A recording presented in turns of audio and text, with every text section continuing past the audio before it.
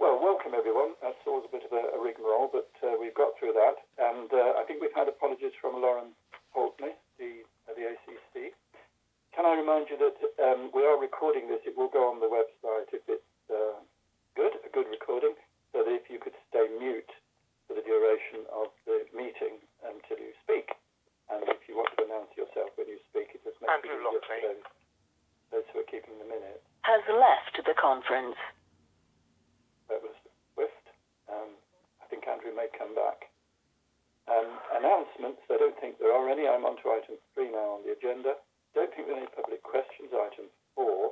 Item 5, urgent items. In previous meeting, we've asked the Chief Constable if he'd say a word about COVID and where we're at in all of that. And I think because we just had the weekend with the relaxation of restrictions, it would be good to have a word around that. It seems to have gone reasonably well. I mean, pub landlords seem to have really done their bit in South Yorkshire. But if we could have an update, Chief, that would be good. Thank you. Certainly, I'd echo your comments that things went as well as could have been expected. Has joined the conference. As you know, we were concerned, of course, that some people would assume that a partial relaxation in the rules was the equivalent of having, no fear of COVID going forward. And of course, our message was that has left the conference. Mr. Lockley is undecided this morning, it would appear. We obviously, in making a determination as to how to approach the weekend, were concerned that, as I say, some people would take the relaxation to mean that there were no rules remaining around distancing and the like. And of course, the public health message still predominates in that there is still a high prevalence of the virus, and therefore people should obviously take care and abide by the steps that health officials put out so as to safeguard their own and families' interests. Our parochial concern was to make sure that with the relaxation, particularly around licensing, that we did not have a free-for-all, basically. We made a number of public pleas. We've worked very closely with has local joined the conference.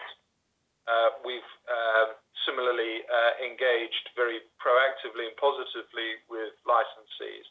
And the point that I've made repeatedly is that I think the vast, vast majority of the public have been absolutely brilliant in making sure that they follow the rules and do the things that are very unwelcome for all of us. But so too are licensees. For the most part, they are a responsible group of people, and a public thanks from me to licensees particularly, in the sense that we were very active over the weekend. We visited most licensed premises, and we were delighted to see the professionalism and the commitment of those people in making sure that their establishments were run responsibly and in accordance with the guidance and the rules. We put significant additional resources on. There were, of course, incidents, but those incidents are not untypical of what happens on a typical weekend where drink is involved. But there was nothing excessive. There was nothing that we could put our finger on and point to some irresponsible behaviour and the like. So for the most part, we were delighted with the way that it went. Our thanks again to the public who, as ever, are very sensibly navigating their way through this difficult time. Our policing approach remains exactly the same as it has been throughout, which is to engage with people, encourage people, where necessary to educate them, only to move to enforcement as a last resort. And happily, that style of policing was very much the accepted norm over the course of the weekend. Thank you very much.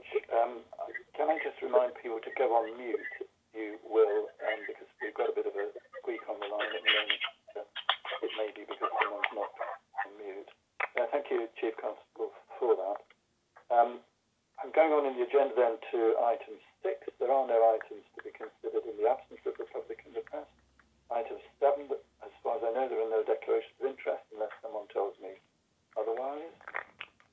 So we're on to the minutes of the last meeting of PAB, which was held on the 11th of June, and pages 1 to 10. Is there anything in those minutes that anybody wants to quarrel with, or are they a fair representation of what took place? So we then move to matters arising and actions from those minutes. There's just page 11 if you're scrolling down or looking through papers. And I think both of these are ongoing. So the first of those, 390, the uplift position to be monitored. And Debbie, you're doing that? Yes, Alan, it makes sense for this to come back to the meeting that considers the budget monitoring report, which is the August meeting. So we will bring a position paper to that meeting. Yeah, should be in a good position at that meeting to say something quite decent. Yeah, good. And 391, consideration to be given to district reports following the same format. That's something that we're developing in the office. And Sally, that's you, is it, or Erica? It is me, Alan. We're meeting this week to discuss that. Okay, thank you. I'm going to slightly alter the agenda this morning because I realise that we always put the independent panels, the JIAC, Joint Independent Audit Committee, and the Independent Ethics Panel, always at the end, and I often feel that they get rather squeezed and get a raw deal. So I'm going to bring them forward. If you're scrolling down, you've got a long way to go. And indeed, the IEP report is a separate, came separately and later. But if I can take, first of all, then the JIAC committee report by exception. I mean, on the whole, Steve, it seems to me this is a reassuring report, so you may not have a lot to say about it, but we'll do that now, shall we? The JIAC report. Steve. Thanks, Alan. You're right. It is mainly positive stuff. I wanted to particularly highlight in public that government scrutiny and assurance has continued throughout this time, even though it's been remote, which is sometimes difficult for people. And that you were able to highlight how remote working was operating within the OPCC and commend the force on how they've continued to deliver policing throughout the pandemic restrictions. And that you also shared your concern around the criminal justice agenda with considerable delays in the system. DCC Roberts highlighted the impressive low absence levels in the force, and that's allowed the force to continue to maintain resilience throughout the crisis. I also highlighted the work that the force has been doing around tackling domestic abuse. That the almost perennial since I've been around JIAC is Atlas Court, and it would appear that most of the issues in Atlas Court are largely resolved, with you actually hearing compliments around Atlas Court rather than what was happening previously. We also received a number of, as you can see on the paper, a number of annual assurance reports that were all positive. We're also able to assure everyone that internal and external audit work continues, but mainly remotely, with the external audit timetable being extended. One of the things I would like to highlight, though, is that the Force and PCC annual accounts were done to the original timetable to the highest of standards, and I think that's something that we should be complimenting both organisations on. And that's all I've got to highlight, really. Thank you very much. You did mention Atlas Court, and I hear what you say about that. There was one bad day, I think, when I think it was somewhere around about June the 25th, when there seemed to be an extraordinary number of 999 calls, which really put pressure on the system. I don't know whether there's anyone in South Yorkshire Police who can comment on that, because we did have some emails into the office around that time, and I think that was the reason for it, that it was just this extraordinary high number of 999 calls, which obviously meant that everything else had to be prioritised a bit differently. Yeah, Commissioner David Hartley, I can just give a quick update on that. Thanks. Yes? Yeah, indeed. There is a sophisticated demand forecasting tool that we use that looks at seasonal demand, and that demand, as you say, was not anticipated. The staff that were on did their best, but there were, for a short period of time of around 24 hours, 25th into the 26th, so some delays, which were unacceptable, but I am pleased to say they are the exception now. So there in service delivery during that period. One headline I would highlight just at the moment is that despite the challenge around COVID, that within Atlas Court, actually the abstraction rate is less than it was this time last year. So we have more people in the workplace, more people in Atlas Court, and along with the uplift that you've approved, it is an improving piece. Thank you very much. I think the public probably don't always stop to think about the pressures that coronavirus has put on the organisation in terms of social distancing, but something like Atlas Court with all the core handlers, clearly it presented you with a major problem there. Okay, thank you very much. Is there anything else anyone wants to say about JIAC? Commissioner, it's Sophie. It was in relation to the group account. The report states that both sets of accounts were completed on time, and that is right. However, we didn't publish the group accounts until later, just because we were working on some of the risk areas. I just wanted to clarify that, but both sets of accounts are published, and they're on both intranet sites at the moment, and copies have gone to the external auditors. Sure, fine. Thank you very much. Okay, shall we move on then to the other independent ethics panel report by exception? Andrew, are you back with us? I am. I'm sorry, I'm having connectivity problems. I've lost it twice, and I'll try and keep going and hope that I don't lose it again. We don't want you to lose it, Andrew. We really no, don't. Absolutely. And of course, the thing about dialing in is that every time you leave the room, it's announced. Yes. So we all know that you've gone, and then you come back again. I mean, the advantage of dialing in is you can do other things. You can multitask, but that way you're heading for a rapid nervous breakdown, so I don't recommend it. So if we turn then to the IEP report by exception, I'll say a brief word by way of introduction, Andrew, and then get you to talk to the report. I mean, these are important and sensitive issues that we have in your report and that your panel deals with. It's issues that can affect public confidence in a big way if we don't get this right, or the force doesn't get this right, if they're not handled well. The issues around discrimination, disproportionality, use of force, hate crime, equality and diversity, stop and search, and so on. I dialed into your independent ethics panel meeting, the last one, which was 3 hours. It's what I call a parking ticket meeting. It was a long meeting, and a lot of discussion therefore took place. And inevitably, we're setting all this now in the context of what happened in the United States of America with George Floyd, and then the subsequent issues that's raised for us in this country. But just to make the point, these are issues that the IEP has been looking at on our behalf of South Yorkshire for a very long time now, and several years. It's not that we've come to this new. So there's a lot of information and experience. I made a comment at the IEP, and I'll say it here because it's something that does concern me, and that's around the methodology that we use for a lot of the issues around disproportionality. And I think this is something we've got to take up nationally, and we've got to try and get some change in methodology, because I do think it's deeply flawed at the moment. I mean, what we do with disproportionality is we're so often comparing current figures and statistics, such as those who are stopped and searched, and we look at the ethnicity of those people who are stopped and searched. So we have current figures. We then compare those current figures with historic figures, the proportion of ethnic minorities within the population as a whole. And those historic figures that we do the comparing against are now over 10 years old. They're taken from the National Census of 2011. So I think we do have to find a way of getting more up-to-date figures if we're going to do this kind of comparison for purposes of working out disproportionality. And the second thing I'd say about the methodology of working out disproportionality is that we do need to help the public understand how we get to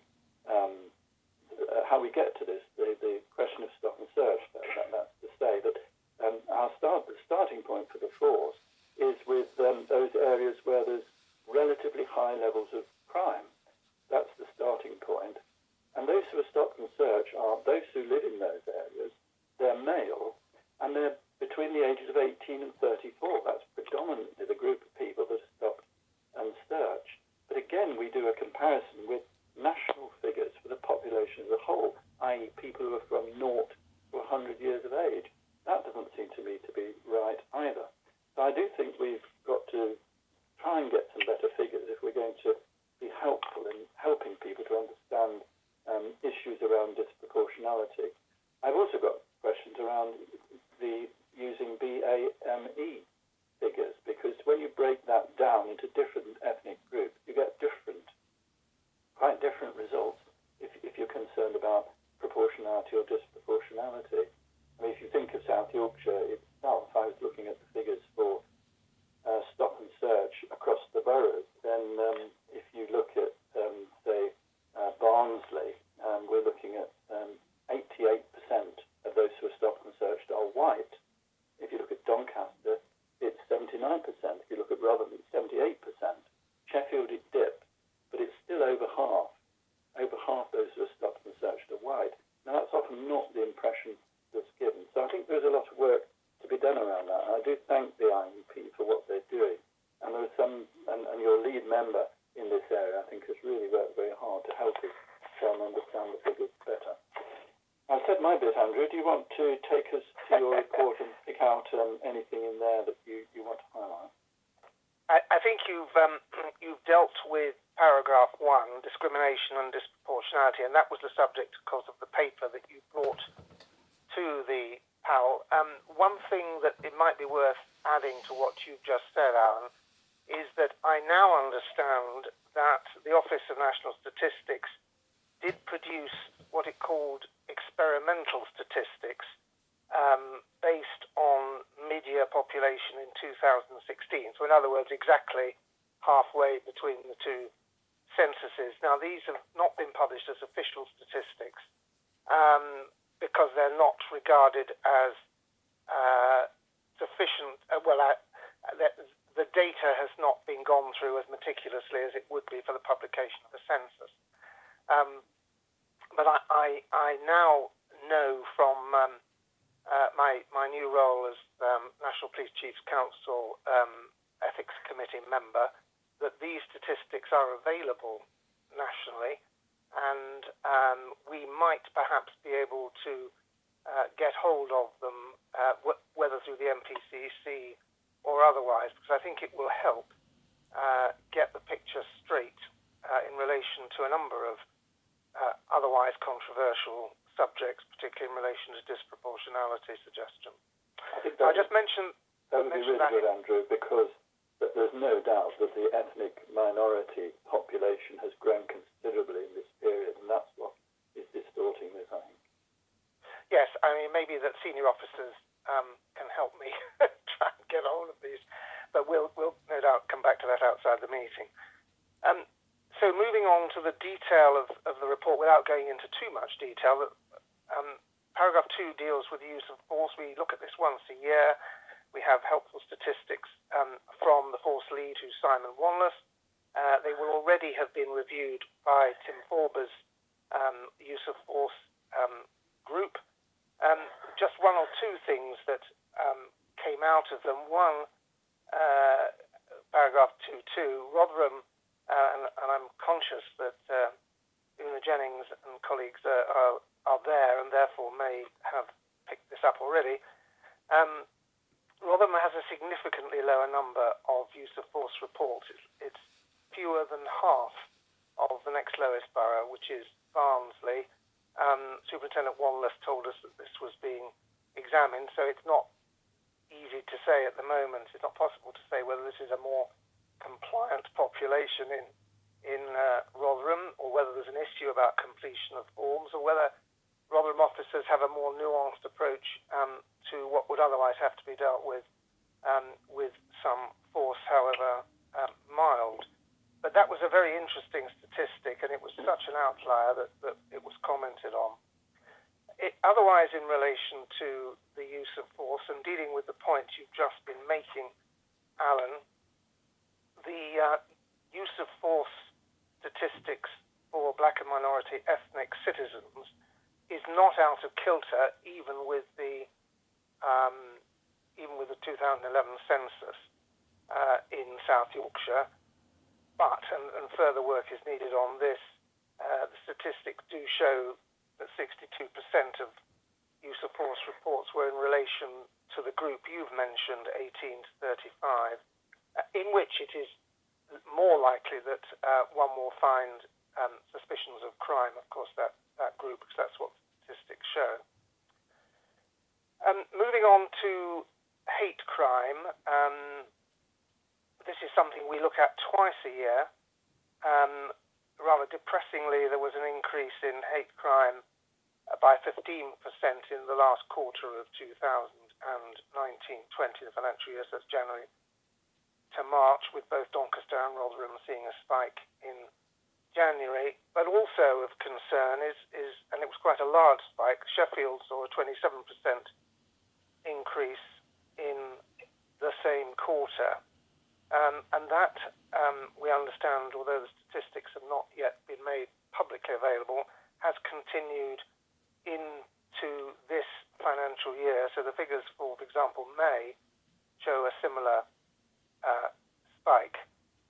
Whether there is a connection with COVID-19, it's not yet possible to say, though I understand that work is being done on the ethnicity breakdown of those statistics, because it may, of course, be relevant that there is a general public belief that COVID came from the Far East, and therefore there's a possibility that citizens of the Far Eastern countries, particularly China, who are prevalent among foreign students in Sheffield, may have been on the receiving end of hate crime or hate incidents, but that's too early to say. The only other thing I'd pick out on hate crime is the very welcome news that there has been a 25% increase in hate crime victim satisfaction. Steps were taken following February of this year to change procedures. For example, assigning individual officers to follow up cases. You'll see the same point that is made in the Rotherham report, but it's in fact something that's occurred right across the force, and the panel were extremely pleased to see that. In relation to paragraph 4, equality, diversion and inclusion, we now have a lead member for this subject. So that's Peter Bradley, the Dean of Sheffield, who himself has some considerable experience in strategies for inclusion. And he has, I think, had a number of meetings with force colleagues, including, I think, a meeting which the Chief chaired. And he will, I'm sure, try to make a contribution to increasing the diversity of the force as it moves into a more comprehensive policy of inclusion. That was the subject of a report he made, because it remains the case, as you commented on yourself, remains the case that the AME and VME recruitment is not yet as vigorous, perhaps, as it might be. I mean, that's the wrong word, because it's not been successfully uplifted yet. But there are encouraging signs, and that's something I'm sure the panel will want to keep under review in the months to come. It's obviously important that a force, so far as possible, reflects the population it serves. Finally, on stop and search, the panel commended the force for maintaining its 20% positive outcome rate, despite a 40% increase in the number of stops and searches during April and May. And the 20% figure does seem to be sustained right across the county. And that those figures indicate that stops and searches are being appropriately targeted in the panel's view. question of disproportionality, you've already covered that, and we really are disadvantaged by the lack of up-to-date statistics, subject to the point I made about the ONS experimental statistics. I think a point worth making, bearing in mind public publicity about the Met in particular, is that the enhanced powers of stop and search under Section 60 have not been exercised in South Yorkshire for at least the last 4 months.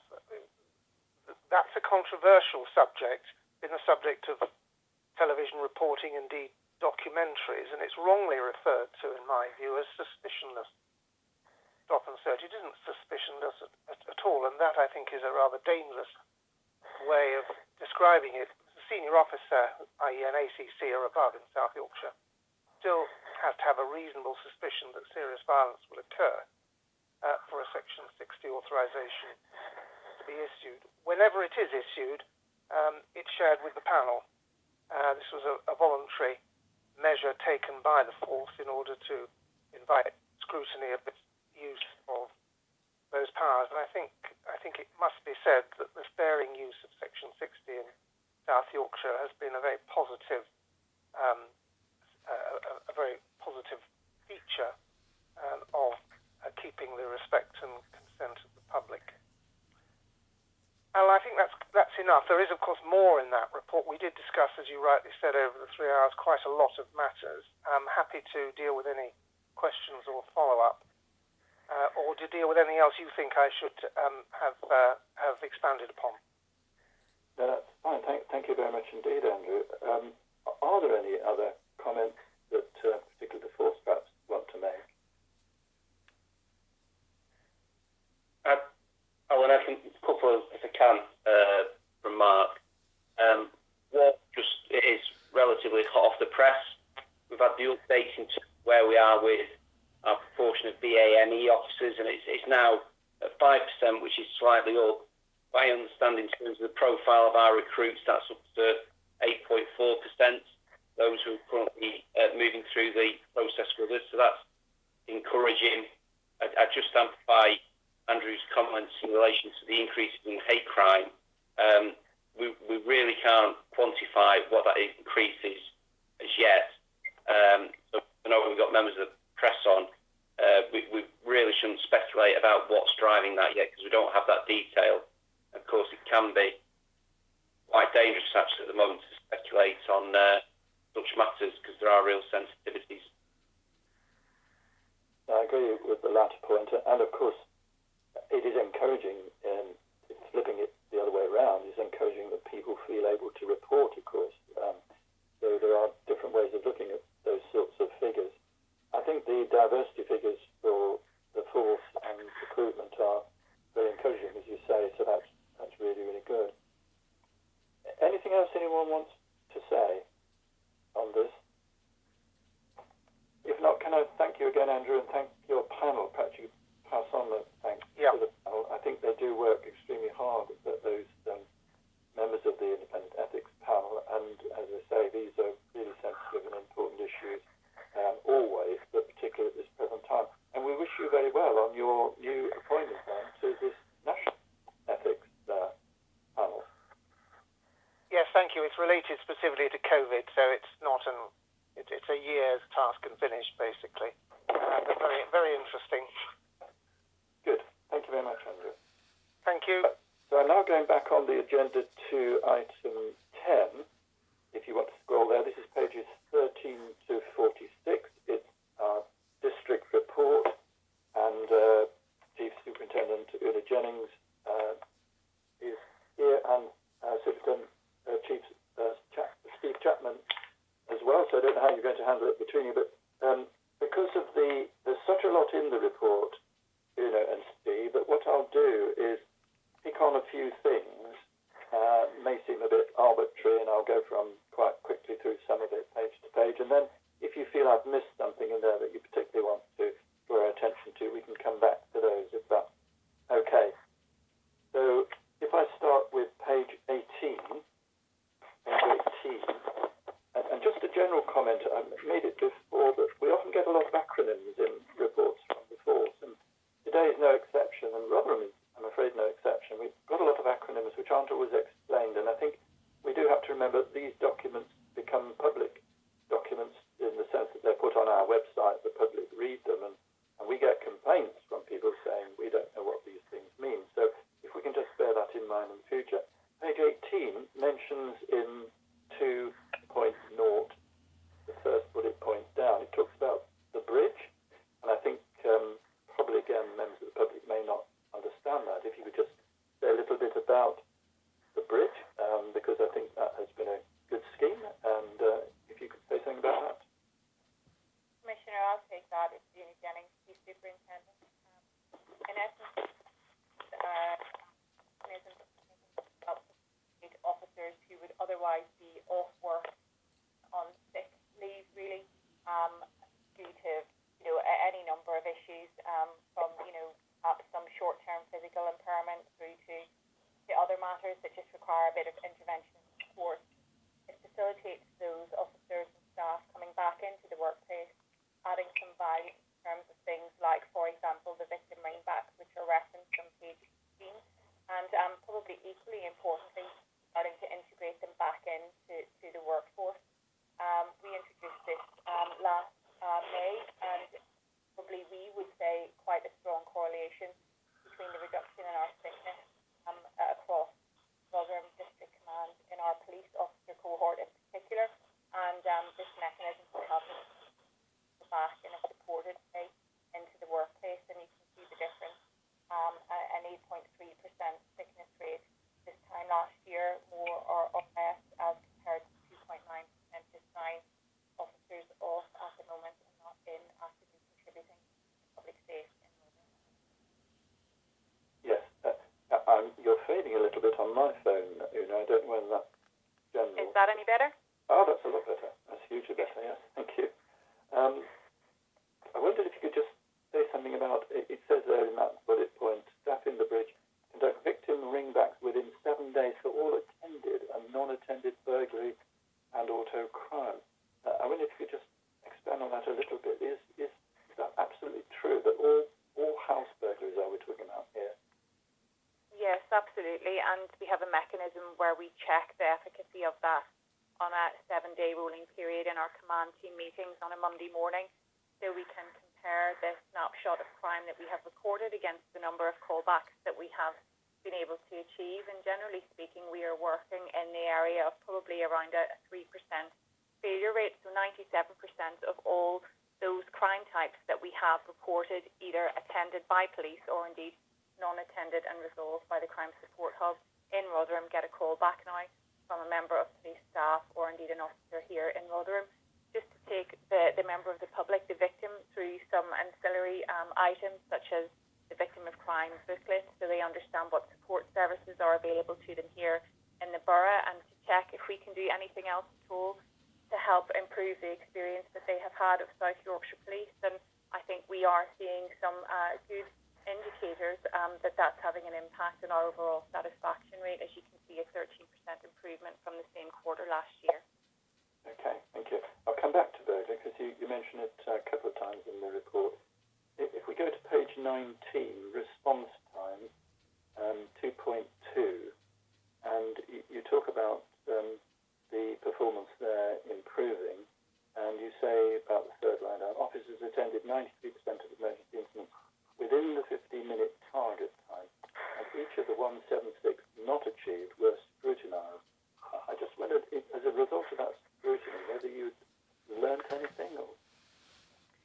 I suppose what I would say is, given where we are sitting now in relation to both emergency response times and priority response times, with a 93% efficacy rate and a 97% efficacy rate in relation to our target times around priority calls for service, I would say probably at this point in our journey, the margin for learning is probably relatively limited, given that we probably have picked up a number of different approaches across the last 14 months and then recalibrated them as we needed to. What I would say, Commissioner, is of the 176 not achieved, they generally are for a range of reasons. For example, perhaps if we were going to a call for service which involved a weapon or a firearm, and we decided a slower, more methodical approach was required with the assistance of our force incident manager. Or indeed, for example, it may be the case that we have a call which comes in initially and is graded as a priority response, and then perhaps the suspect returns to the scene, ergo we get an immediate, an automatic upgrade quite appropriately. So those are sort of, I suppose, procedural issues that we're picking up. There isn't anything in terms of our cultural practice, I feel, in Rotherham that we can at this point improve in. We're constantly sense checking. To be fair, just our approach in terms of making sure that it is victim focused and that our officers are making good, ethically sound decisions as they try and achieve quite stretched targets in relation to this area of work for us here locally. Okay, thank you. And then on to page 20, just something that drives me mad at the top of the page. This is for all districts, I think, not just Rotherham. The chart, the graph that you've got at the top there, you do it by these strange letters. Instead, I was looking for R for Rotherham, B for Barnsley, D for Doncaster, S for Sheffield, but we get A, B, C, K. I don't know whether there's any way that can ever be changed, but for the public and people like me looking in on this, that would be hugely helpful. But I won't linger over that, but take you then to page 22, and that's around domestic abuse. I think let's have a look where we go. Arrest rate, and action taken out. Page 22, it's the figure there. It is around domestic abuse, isn't it? I just wanted to say something around domestic abuse generally, because it's a matter of huge concern. As you know, when we went into lockdown, everybody thought that would lead to people being shut into their premises, not able to make contact with the force or anybody else for that matter. There's a real concern around domestic abuse. And I just wondered, in view of what you've said there, whether you're seeing one effect of all this, the arrest rate, the actions taken, is that you're seeing fewer repeat victims. I wonder if you could just say something around that. Yeah, absolutely, Commissioner. I mean, we're incredibly proud of our work in this area in Rotherham District. It constitutes probably somewhere in the region of around 40% of our crime demand, and certainly for a district like Rotherham, it presents significant risk on a daily basis given the nature of the offending in this area in particular. We've been really say 40%, Una. Yeah, roughly speaking, in terms of our serious crime, our violent crime would be orientated around domestic abuse and the peripheral crimes sit around that, I would say.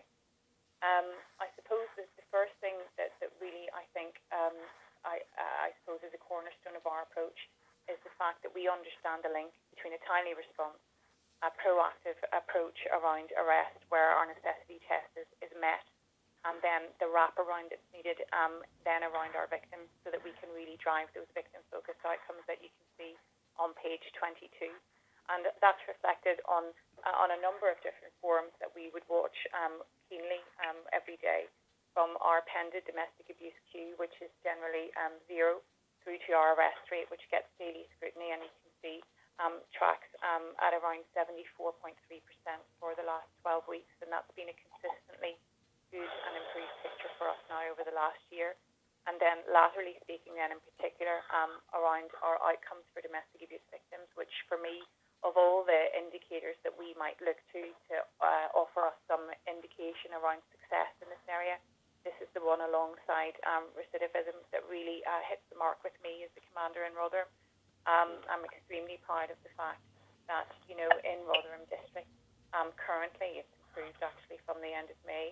4 out of 10 victims of domestic abuse end up with an action taken rate, a positive action taken rate, which is really designed to help meet their needs and address the vulnerability that they have as a victim of this type of crime. And what that means is that 4 out of 10 of our suspects that we arrest ends up either being charged, either receiving a caution, being recommended for some diversionary programs, or indeed getting referred through to some of our third sector agencies whom we have a really good relationship with here in Rotherham. And we are starting to see now that final dimension that you made reference to, which is that translation into reductions in recidivism. It'll be no surprise to you, Commissioner, that a lot of our repeat victims of domestic abuse here in Rotherham are people with fairly complex needs, so be it around dependencies in relation to drugs, alcohol, etc. So that real core partnership that we've been able to establish with our MBC, which has included them agreeing to fund now a domestic abuse coordinator for us for the next 3 years here in Rotherham, will allow us really to triangulate all those different strands and ensure that we are addressing not just the domestic abuse for some of these repeat victims, but actually some of the complex factors around their lifestyle that are contributing to the fact that they continue to be repeat victims of this particular crime type. I think the last thing I'll say on this, and really it just is the bookend to that entire journey, is again that pattern around victim satisfaction in relation to domestic abuse for us here in Rotherham, tracking above the force average, but also again that very positive trajectory over the last 12 months, which gives us some reassurance that actually this is what our victims want here. They want us out at their homes quickly when they call for help.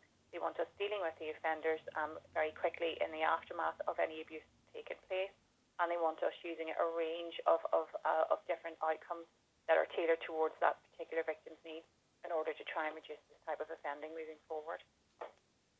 Yeah, thank you. So in 210, the PVP coordinator, that's a Rotherham funded post. Yes, Rotherham it Borough is. Council. Yes, it is. It's been, yeah, exactly. That's really good. Can I take you now to bottom of page 23, burglary, and I think it probably spills over onto 24 as well. Just to get my head around what you're saying here. I mean, yes, there was a fall in burglaries when the lockdown happened, but that's now, I guess, returning to, in inverted commas, normal rates of burglary.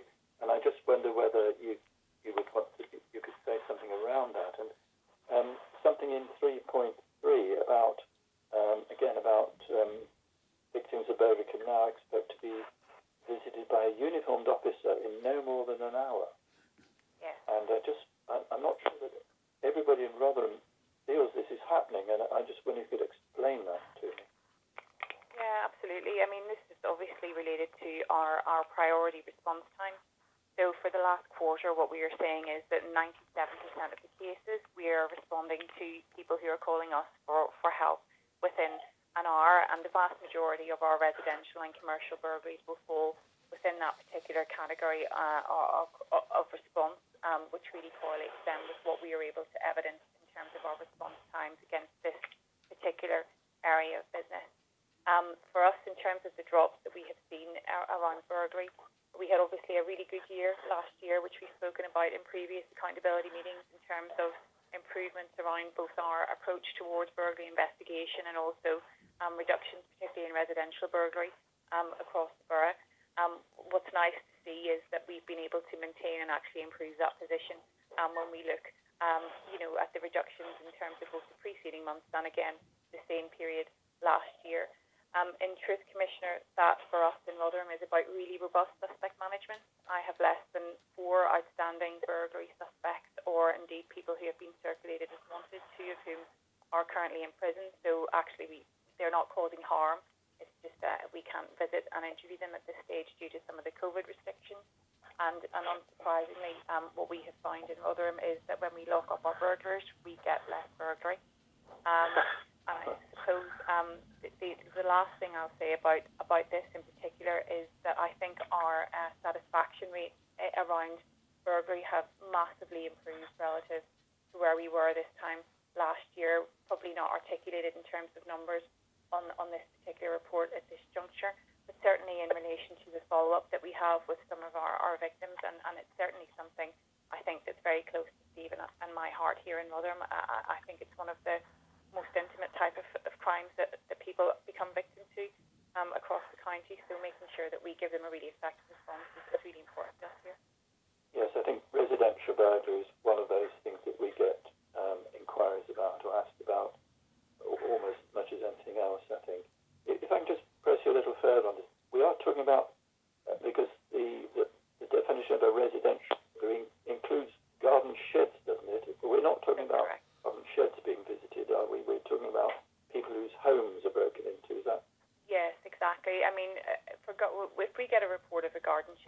which has been burgled, generally that will be a non-attended crime that is resolved then at that particular juncture, you know, at the point where it's called in. This will be actual residential breaks that we're speaking about, so people's homes that have been entered. And could you have a look at para 3.4? I'm not sure we were talking simply about burglaries here, but you say improved outcomes for victims are currently one of Robin's main goals for improvement. The action taken rate across this period was 5.9%. I mean, that seems extraordinarily low. Could you say a word about that? Yeah, absolutely. It's a really area of focus for us, as you can imagine, in South Yorkshire and in particular in Rotherham, around improving our efficacy around our action taken rate in relation to burglary. There are probably a lot of different interdependencies that affect this action taken rate, not least what you've just referenced in relation to the fact that the changing definition of burglary to include things now like, for example, shed breaks can often skew the figures in relation to what gets presented in terms of actual outcomes. But it's certainly an area where we have got a keen interest in terms of improving, and you can see the early indications of that in March of this year, which we have been able to repeat in May and June, where we're just taking a really, really clear and forensic and focused approach around serious acquisitive crime in the borough and ensuring that we are maximising every opportunity that we can when we have a suspect in custody to link and track and understand the patterns of that particular offender's behaviour over the course of the last number of weeks. And it's something I think I could say with confidence that we will and fully appreciate and need to improve on. It's certainly an issue which, as I say, the public do raise with me a lot, and I guess it'll be something that we'll keep an eye on and return to for the future. Thank you for that. Shall I take you now to page 29? We talked quite a lot about stop and search previously with the IEP report, but I'm interested here in these scrutiny panels. I presume they've not been meeting during COVID, and I wondered whether you had any ideas as to how they might continue if COVID and the need for distancing and all the rest of it continues, whether you could say something around that. Yeah, I mean, we have had one.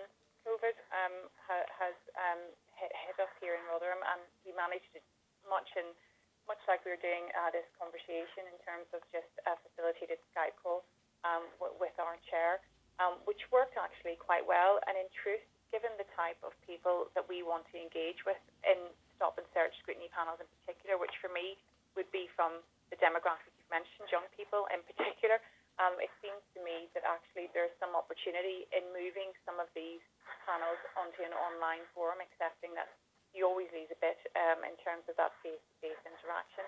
And it seems to work actually quite well. Who is it that comes and how do you get them there and what happens? So Chris Foster's our lead for this, so he's the force lead for it, and I'm lucky and blessed to have him here in Rotherham as one of my chief inspectors.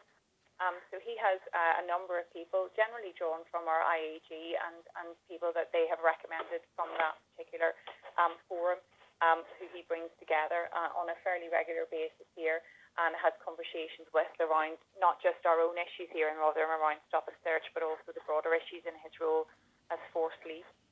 So it's pretty straightforward in terms of just having that attendee list, and he sets up a meeting from that, really. Okay, thank you. Can I whip you on to page 39? I'm sorry to go through quite a lot of pages to get to page 39. This is 5.13, though towards the end of that. And you're talking there about mental health. And I wondered if I could just ask you to expand a little bit on that, whether you've seen an increase in people with mental health issues during this period of lockdown as a result of COVID.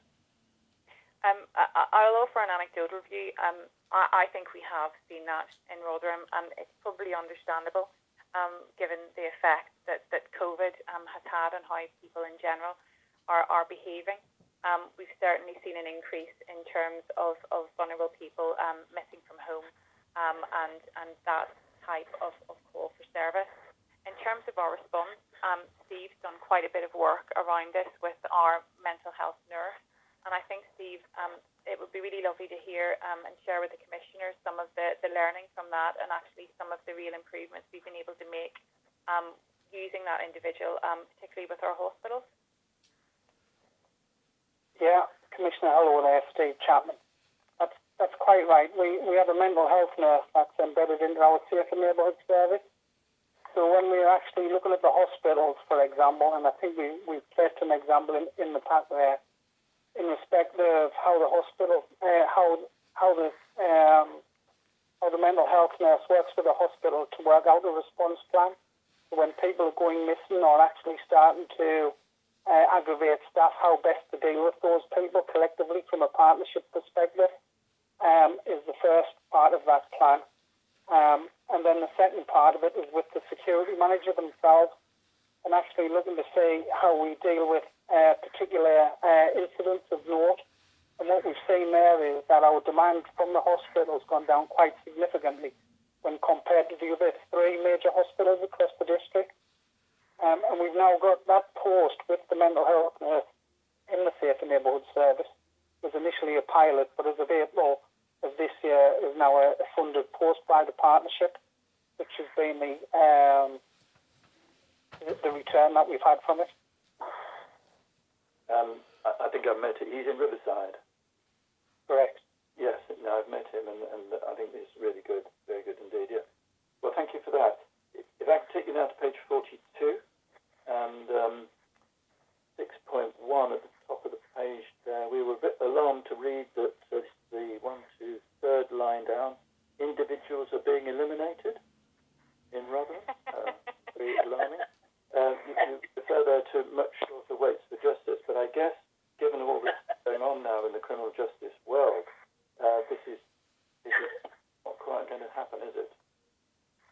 I think that's a really useful point, Commissioner, and probably takes us to a broader conversation around just slightly nuanced approach that we're taking around outcomes in terms of outcomes for victims, action taken 1 to 8, which we've really sought to try and get in the front foot on in Rotherham in anticipation of that much longer wait for the CPS in our court system, but also around the rise in terms of the public interest test that CPS have articulated again as a way of trying to manage this pent-up demand now that 3-4 months of COVID has undoubtedly had on that sector in particular. So really what we're speaking to here is just our ability to create some capacity in Rotherham for really proactively managing our suspects. And that's seen in some of the really quite dramatic reductions that we have seen when we look either quarter to quarter or year to year. When we look at the week ending of 8th to 5th, 2020 versus the same period last year, we see an 88% reduction in outstanding suspects across Rotherham District Command, which again, we can't link from an evidence-based perspective, but certainly anecdotally you would think may well correlate with the reducing crime demand that we've seen in Rotherham quarter on quarter now for 2 successive quarters. I think that the issue in 6.1 that you referenced in particular is just around that efficacy and that speed and responsiveness, I suppose, that we have to any latent suspect risk in Rotherham District, where we are getting out proactively, getting these people in to the station as we need to, either under arrest or on PACE 9, and then dealing with them very effectively then in relation to actual outcomes, be that charging them where appropriate, or indeed looking at some broader out-of-court disposals, such as our approach around community resolution in particular, which we know actually is and has a very strong evidence base in relation to reduced victimisation and repeat offending. So, yeah, we're very proud of this work, and we think it is paying dividends for the district. Yes, thank you very much.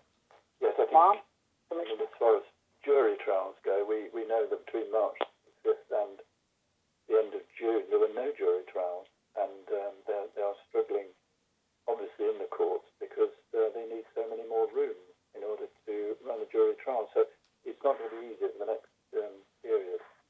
Did someone want to come in? Was it? Yeah, Commissioner, it was Steve Chapman. Sorry for cutting across you there. It was just to add to some points from the boss. When we're considering those investigations, from a command team perspective, we ensure that inspectors and above are reviewing each and every one of these investigations in a timely fashion from within 7 days thereafter every 28 days. And there's 4 clear bullet points for them. The first one is around the victim and the safeguarding. The second one is around the suspect and managing risk. The third one is around key lines of inquiry. And then the last one is around that proportionality. So what level of intervention do we want to give around that investigation? So if it's a suspect that's been identified, is the focus around taking detailed statements? Is it around taking somebody to court? Is the more likely outcome around cautions, restorative justice? And those directions are given very early and in a timely fashion on these investigations. Yeah, thank you very much for that. Can I take you finally to 6.6 on page 44? And it's the 1, 2, 3. It's the fourth paragraph down. It will build on the lessons learned from phases 1 and 2 and revisit our servant's pledge. I just wonder what kind of an establishment you're running in Rotherham. One that works very well, Commissioner. Okay, right. Just curious. I presume that was a slip of the pen there. Yes, I think it is. But actually, if you don't mind, Commissioner, I would like Steve to speak to this. I think, in terms of the work that we have done here in the district over the past 14 months, and I'm very much using the royal we in that regard because, in truth, it really has been transformational from Pam, our station cleaner, who retired after 39 years of service just a few months ago, right to us as a command team. I think certainly this focus around pride and around embedding that sense of personal responsibility and pride in the uniform has been one of our key enablers around some of the previous metrics that we have spoken to, from sickness through to our efficacy in relation to responding to victims, right through to the quality of our investigations. And I would like Steve just to speak to this because I think it's a really interesting programme, and I'm really proud of Steve's work in it. Steve? Yes, thanks, Mom. Yes, Commissioner, we started this work up probably about 12 to 14 months ago. And it was on the backdrop of Rotherham, people in Rotherham, particularly in the workplace, who at times felt dejected. We didn't see that want to go that extra mile, and we wanted to reinforce how proud it is to work in Rotherham and what a great place it is to live and work. And so part of that was actually bringing in some consultancy, as well as investing in the estates and getting it up to where it needed to be. It was about bringing some consultancy in, having a branding for us, which was ultimately proud to be Rotherham.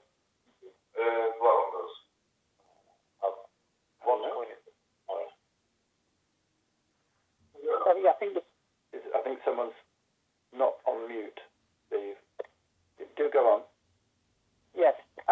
So we developed the brand and proud to be Rotherham.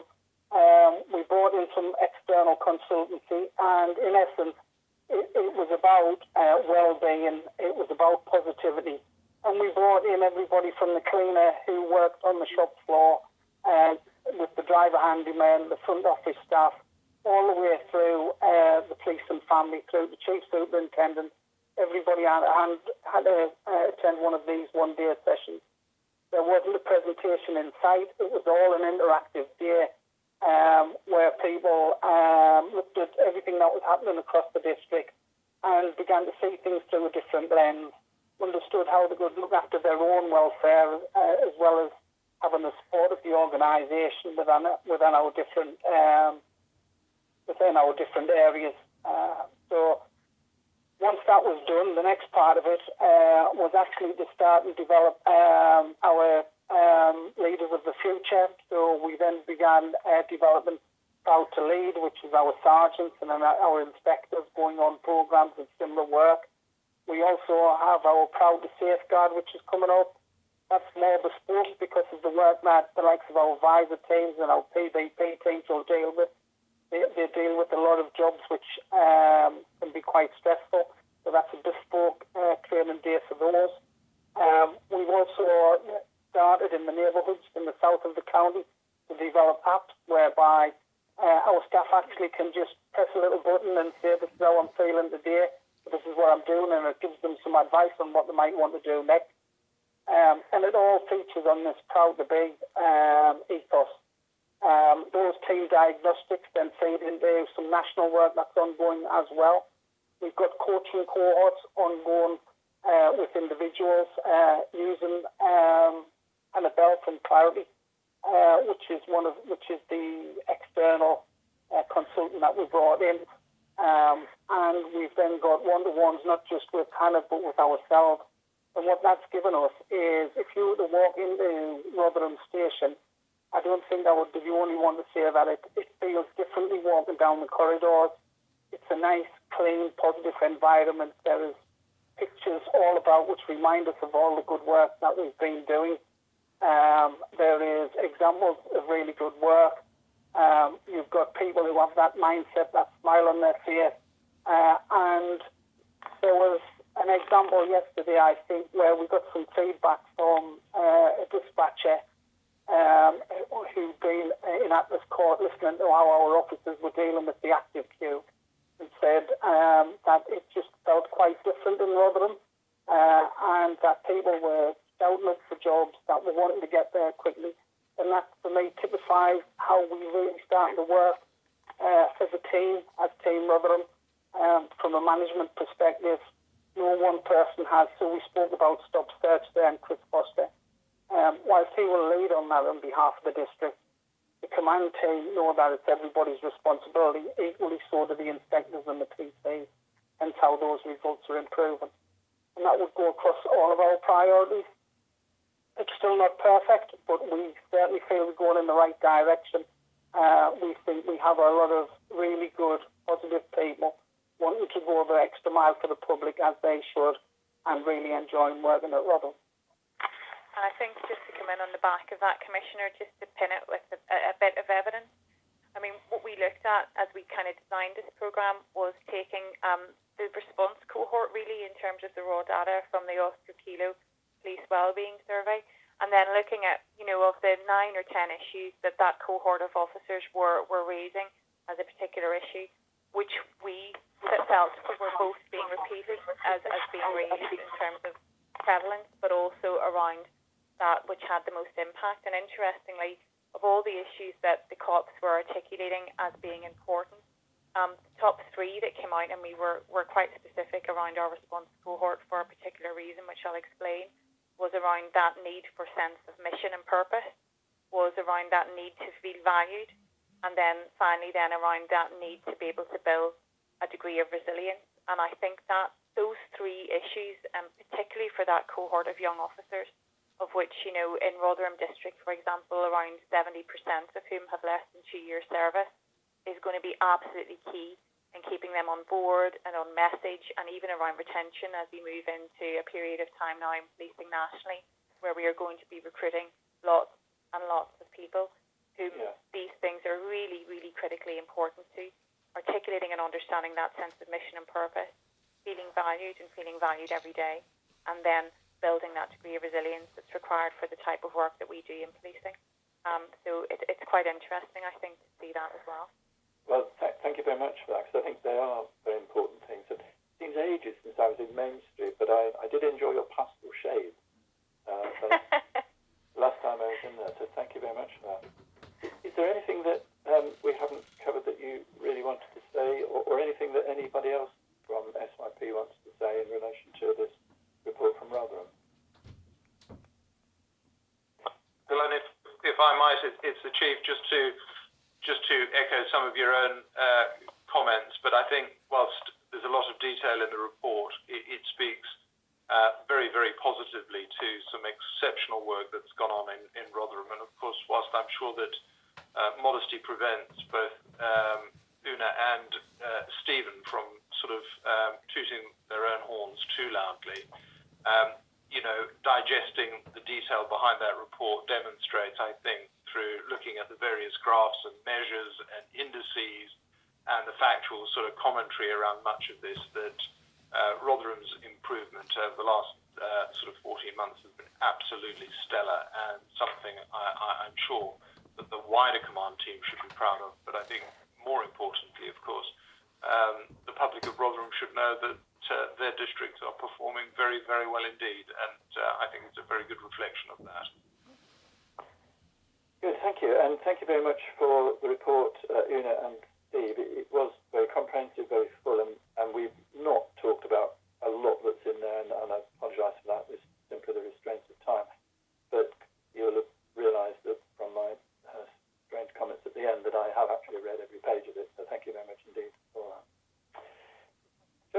to item 11 on the agenda, which is the Game Force performance. Councillor Peter Short has left the conference. This is the Force year-end performance assessment report. Mark, it's in your name, pages 47 to 78.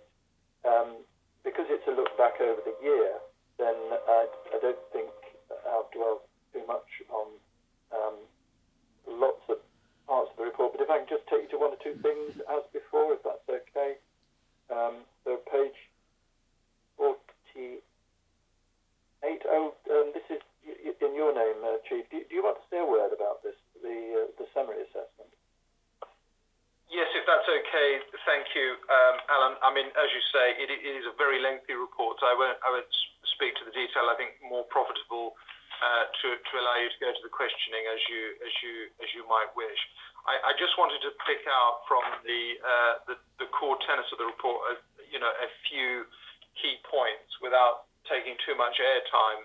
It being a sort of almost look back over 12 months. I think there's some important but broader issues just to pick up upon in just making some opening remarks. I mean, firstly, I think it's really important to understand that the ambition of the force has very much extended itself beyond getting to the place where people can have confidence and trust in us.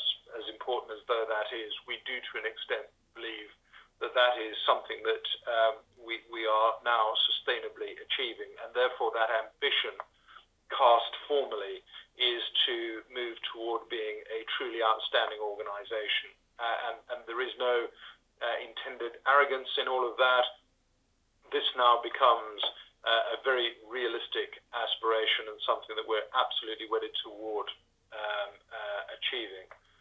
The next is just very quickly to mention the obvious conclusion that comes from the report, which talks to the 12 months to the end of March, and the current day, of course, massively different given the imposition of this dreadful virus, coronavirus.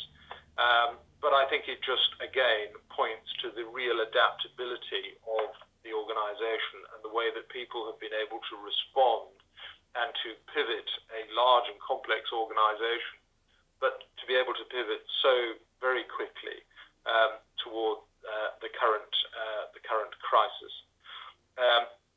You would expect me to mention the assessment of HMIC into the force, and of course this is now captured within the State of Policing report, which Her Majesty's Chief Inspector of Constabulary published just on Friday, I believe. But of course the assessments of HMIC is of the force that we are now rated as good in every pillar of the integrated performance assessment, including efficiency, effectiveness and legitimacy, and good in every measure which underpins each of those pillars. And we are the only force in the country to be graded outstanding for ensuring the ethical and lawful behaviour of our staff. And I think that very much underpins some of the confidence measures we refer to later. And again, as I mentioned at the last pad, confidence measures, at least as those reflected in the survey that comes through the use of community alerts, shows 67% of people in the last 12 months have more confidence in SYP than they had 12 months ago. And of all the forces surveyed in the country, which the vast majority, that is by far and away the most significant improvement in public confidence anywhere. And again, I was grateful to Andrew for referencing, albeit specifically in terms of hate crime satisfaction, across all indices of satisfaction, and David can comment further on this if you wish.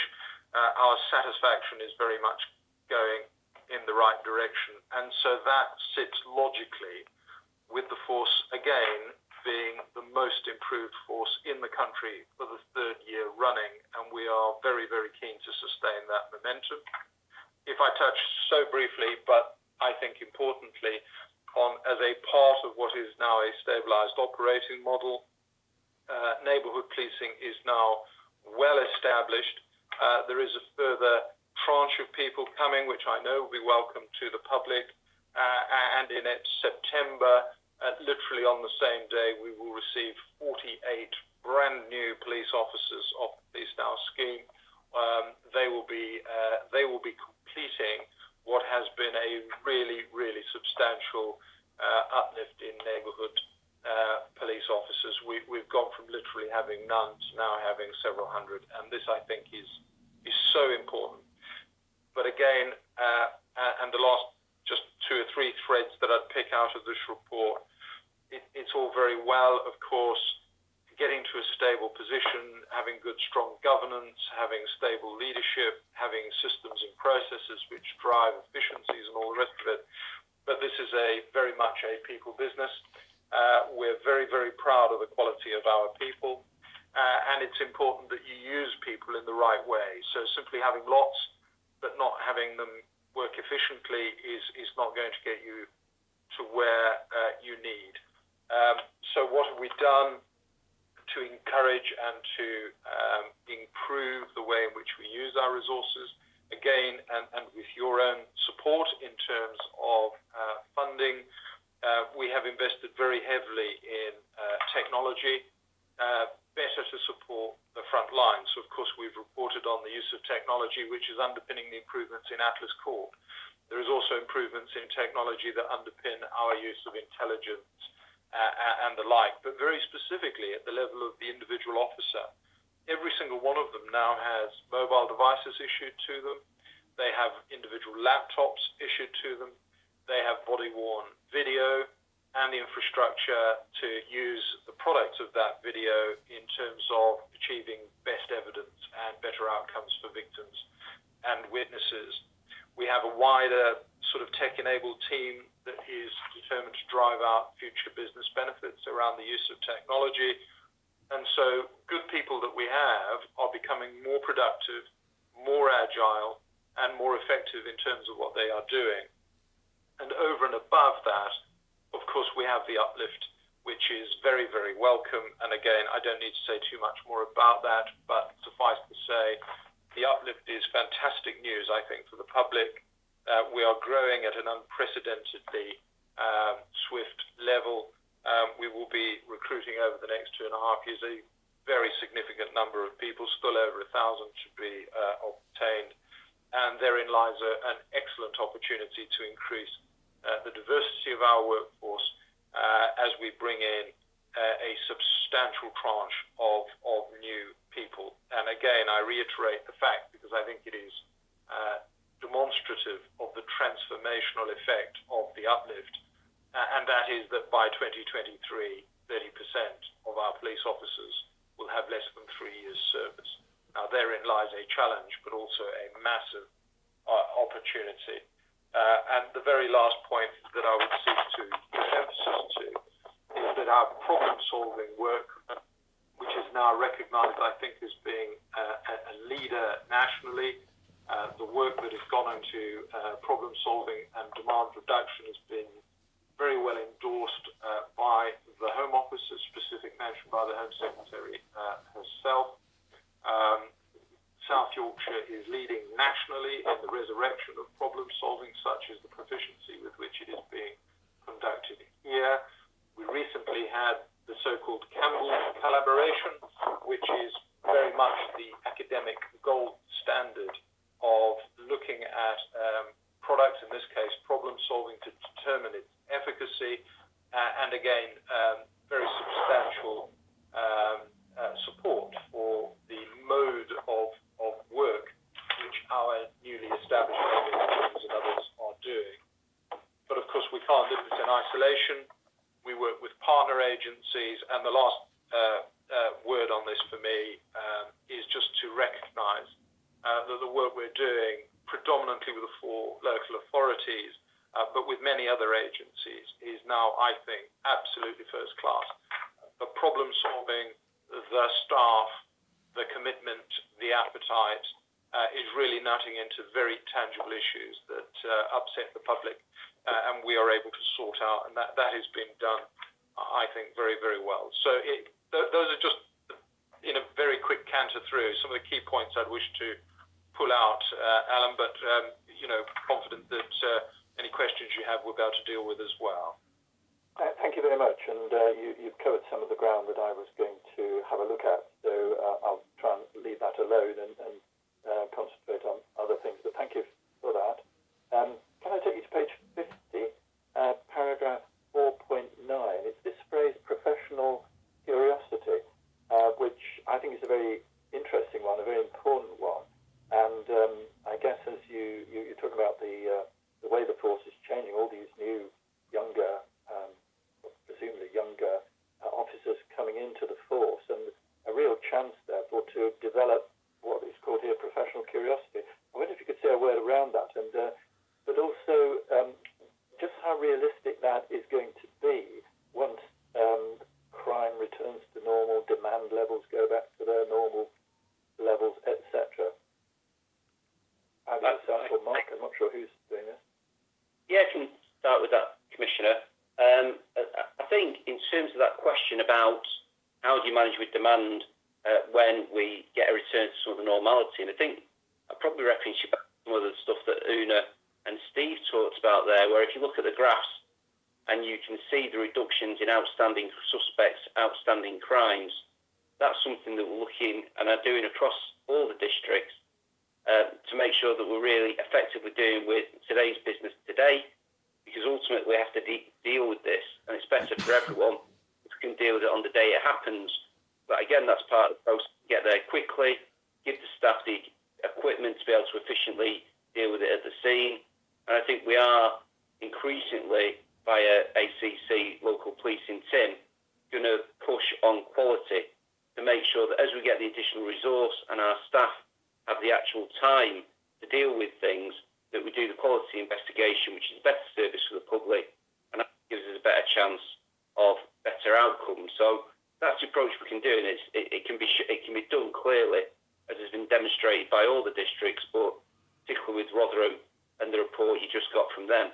I think when we talk about professional curiosity, I think policing nationally has come through a period because of the stretch on resources, etc., where officers sometimes got in the habit of just dealing with something as a process to be got through, move through, and move on to the next task. Well, actually, what we want is a better quality now. We want that professional curiosity. We want our people to be investigators, that they actually delve into things, try and get to the bottom of crimes. That will give a better quality of service to the public. And I think one of the ways, again, we're going to try and help them with that is by making sure that where there are repeat functions that can be done by a team that supports them, we make that investment. So one example might be the DVPO team, where we recognise we're giving a better quality of service to the public, to the victim and to the courts by having people with that niche area of business. We're going to replicate that with the file build teams, so that when officers are actually arresting someone, we will take away the administrative aspects of submitting a file. We know that gives us better quality. So we've gone through, in terms of the pilot, where we weren't performing well at all, to a level of performance, if we replicate it across the force, we're the best in the country. But that, again, frees up officer time, that the officer can go and then do a thorough investigation, demonstrate that professional curiosity, and give a better quality of service to the public. Thank you very much. You mentioned... Commissioner, it's Tim. If I can just add to that as well. I think the other thing I'd want to mention was that professional curiosity is not just necessarily some sort of nebulous concept. You'll recall that we brought in the vulnerability assessment framework about 18 months ago, and we can measure that, and we do measure it, and we make sure that people are held to account through our various governance procedures. So we'll know at any given point how many victims have been assessed as vulnerable, how many are assessed as not vulnerable, but most importantly, we can monitor the occasions when that assessment's not carried out, and that is minuscule numbers, and it's something that we monitor regularly, and if there's ever a rise in that, we make sure that something's done about it. So I'm very confident not only that we can continue that post the end of COVID lockdown, but we can continue to measure it as well. Yeah. Thank you very much. So, sorry. I wonder if I could just come in on Inspire to Change, just to let everybody know that it is a programme that by Barnsley Council, but all the local authorities and the PCC are involved in it. It focuses around domestic abuse, and it's initially trying to change the behaviour of perpetrators, which prevents escalation of violence, abuse, and rape. But there's also a side to it that provides support to victims, which might be through, for example, refuge accommodation, independent domestic violence advocates, supporting victims, therapeutic intervention, etc. And it's focusing and hoping to be most effective through a multi-agency approach, providing an integrated response to the whole family affected by domestic abuse. So we're thinking it should be quite a good project, that one, to continue.